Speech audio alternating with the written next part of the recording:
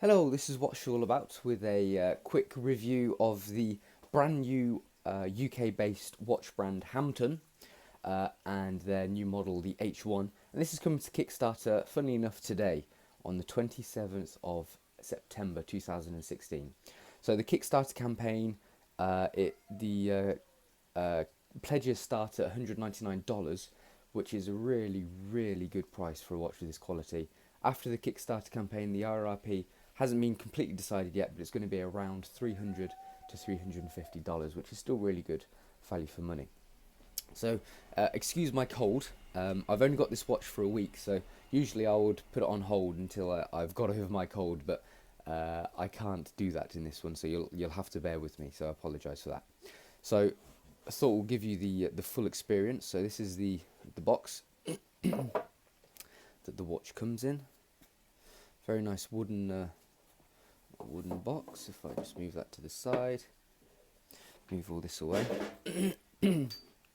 So it comes in this above average wooden box. Then you open it up. We have a nice little polishing cloth, and there's the watch itself. Okay, so it comes in two options. You can either get it with the silicone strap, which I personally prefer, or I forgot to show you that little thing there, so that's nice. Let me move the box away now. Or you can opt for the titanium bracelet. Now, before I start, this is the only sample going at the moment. So this is the one it's been doing some travels. It's been used for photography, etc. So you probably will see some marks of wear because it has been used quite a lot. So just putting that out there. So let's start with the watch itself. Size-wise, 41 millimeters in diameter, has a lug-to-lug length of 48.5 and a height of 13 mil. So the size is okay for my 7.25-inch wrist. If I put it on, so there it is. For me, I think it's a really nice, comfortable size. Not too bulky, not too huge or anything like that. And because it's all titanium, which I'll come on to in a bit, it's actually really lightweight. So the case and the bracelet are grade 5 titanium, and also I don't believe this is titanium, but this is like a grade stainless steel to match. So it's like a matte finish to it. It's very nice, very appealing to the eye. A great like tool feeling to it.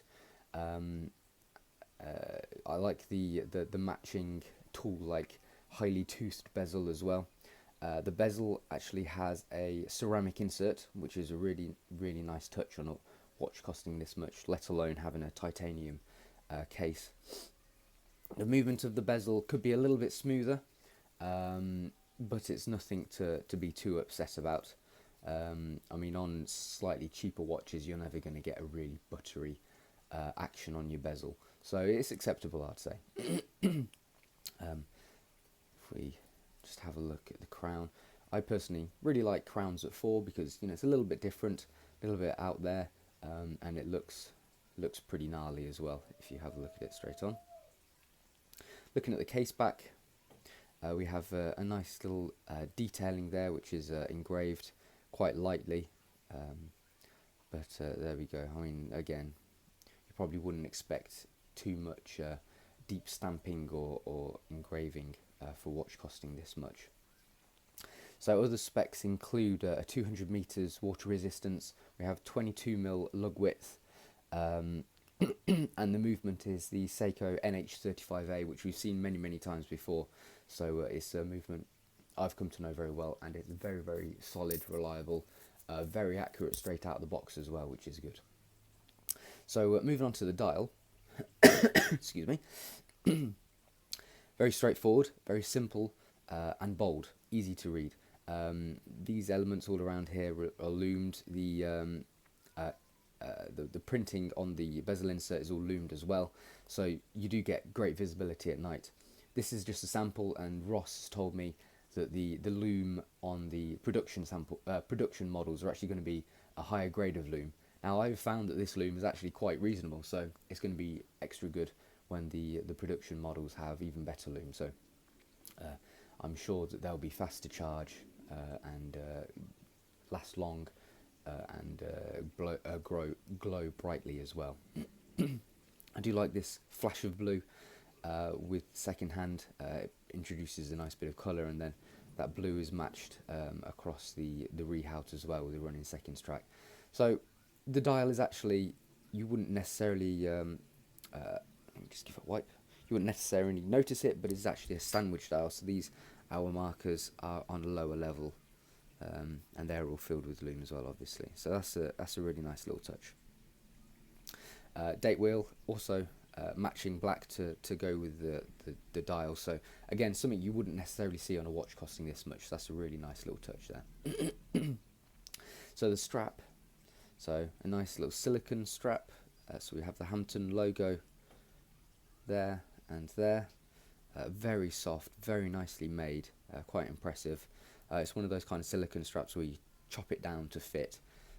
So if you chop it too far, then you won't be able to get any back. So be very careful when you resize that.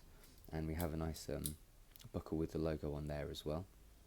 If we have a look at the titanium bracelet, some really nice solid looking screw pins down both sides,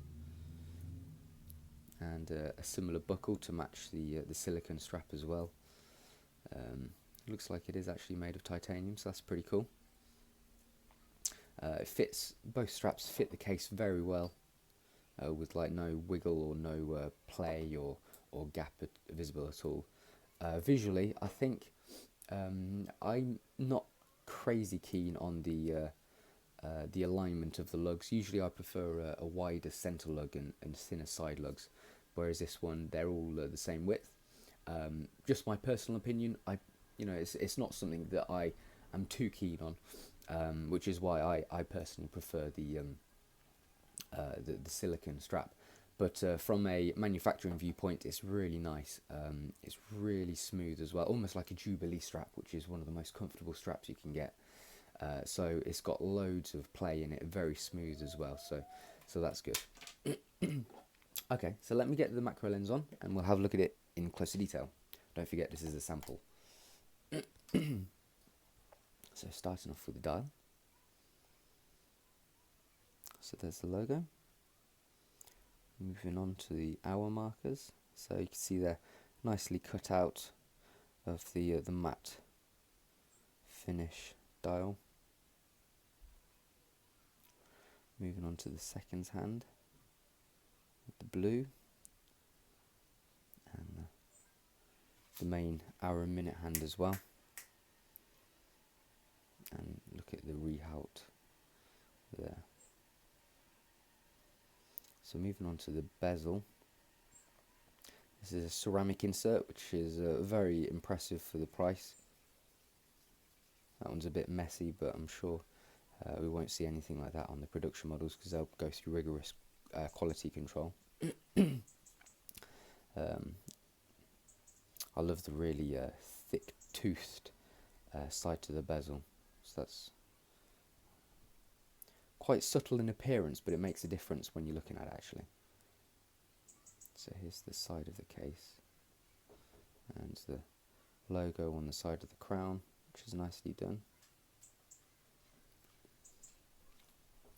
So just looking at the case back. So that's the detailing at the bottom, quite a lot going on, but it's been nicely designed and well excuse me, well engraved as well. So just moving on to the straps. So this is the top of the silicone with the logo embossed on the top, and here's the top of the buckle with the logo again, with a nice matte finish to match the case. And then here's the titanium bracelet.